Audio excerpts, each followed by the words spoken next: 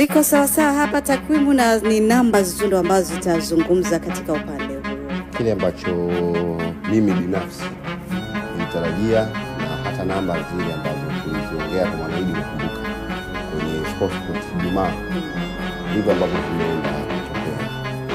Kwa asilimia kubwa tuliangalia mapungufu ya Yanga ilikuwa wapi na ubora wa Yanga ulikuwa wapi, na tukaona kama Yanga angetumia ubora wake wa mechi iliyopita, yale maeneo mazuri ambayo aliyafanyia kazi na kuendeleza, ndicho ambacho kimeenda kutokea na ndicho ambacho kimempa alama 3. Na ingewezekana kabisa kuwa na alama 6 katika mchezo huu dhidi ya TP Mazembe, lakini naona 4 zimewapenda zaidi. Kwa hiyo ni mchezo ambao ulikuwa kama copy and paste kutoka mchezo, sababu unakutana na Yanga ambayo ina wastani mzuri wa magoli, wastani wa goli 3 katika michezo 5, goli 18, wastani goli 3 na alama huko naongea. Unakutana timu ambayo haijacheza tokea mchezo wake dhidi ya Yanga. Kwa hiyo lazima kunakuwa na tofauti kidogo, lakini pia vitu vingi ambavyo Yanga walivipata katika mchezo wa kwanza wameendeleza, na eneo ambalo lilikuwa zuri zaidi na wameendeleza ni kwenye eneo la kutengeneza nafasi.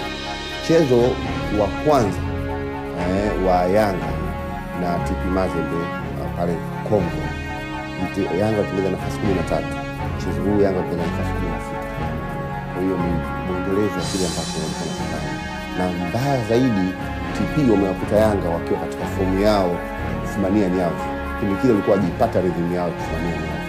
Lakini unaona sasa hivi hivyo nafasi 16 dhidi ya nafasi 3 tu za mchezo mzima ambazo wamesitengeneza TP Mazembe. Na huwezi kusema ni big chance zaidi ya ile penalty ambayo patikana katika mazingira yale. Na pia tuliangalia Mwanaidi kama kwamba Yanga alikuwa na mchezo wa kuangalia na kwa namba kubwa ya mchezaji. Kwa hiyo kukua kwenye chance kwenye counter attack, hapo ndipo tatizo linapokuwa na kama ilipatikana kwa njia hiyo. Lakini kwenye maeneo mengine Yanga wameendelea vizuri. Possession kama kawaida, Yanga kwenye kumiliki mpira wao wanataka sio tabu zao, 64 kwa 36, na Yanga walipiga mashuti jumla 21 dhidi ya mashuti 9 ya TP Mazembe. Hebu tuangalie haya mashuti yalikuwa ya magani.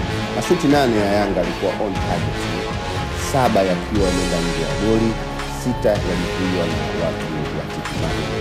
Lakini kwa upande wa mashuti 9 TP Mazembe, 4 yakiwa target, 3 yakienda kwenye lango la Diara na 2 yakiwa block, na wote walipiga mwamba mara moja. Na ndani ya 18 ndani ya box Yanga walipiga mashuti 15. Kwa maana hiyo waligusa mara nyingi mpira ndani ya box ya TP Mazembe. Maana yake walikuwa wanatafuta kweli kuzifumania nyavu, wakati TP Mazembe kufanya hivyo mara 5, lakini nje ya boxi au nje ya 18 Yanga wakishuti mara 6 dhidi ya mara 4 ya TP Mazembe. Kwa hiyo ni eneo la ushambuliaji. Wametengeneza nafasi nyingi, lakini pia mashuti mengi, wameingia mara nyingi kwenye box la mpinzani, wamegusa mpira mara nyingi. Kwa hiyo kila kitu ambacho Yanga walikuwa wanataka kukifanya wangeweza kukifanya kwa uzuri zaidi. Na hata mbali ya hizo goli 3 zimepatikana, lakini kuna big chances kubwa 2 pia zilipotezwa. Tunakumbuka big chance ya Azizi kama angeweza kufanya vizuri zaidi, pia big chance ya Dube angeweza kufanya vizuri zaidi, lakini zote zilienda off target. Kwa hiyo unaweza kuona jinsi gani ambavyo Yanga walikuwa na watafuta wa watu kweli. Na hata ukitaka kuona, angalia hata kwenye eneo la kona 8-1. Kwa maana hiyo, maana yake wao walikuwa wanatafuta kwa njia yoyote waweze kupata ushindi mbele ya TP Mazembe. Kwenye possession hapo Yanga pasi 466 dhidi ya pasi 263. Tuangalie mgawanyo hizi pasi. Pasi 366 zikiwa zimetimia kwa upande wa Yanga kwa ubora wa 79% dhidi ya pasi 171 za TP Mazembe kwa ubora wa 65%. Katika pasi 366 zilizotimia, Yanga wamepiga pasi 188 kwenye nusu yao na pasi 178 kwenye nusu ya mpinzani. Kwa hiyo tofauti ya pasi 10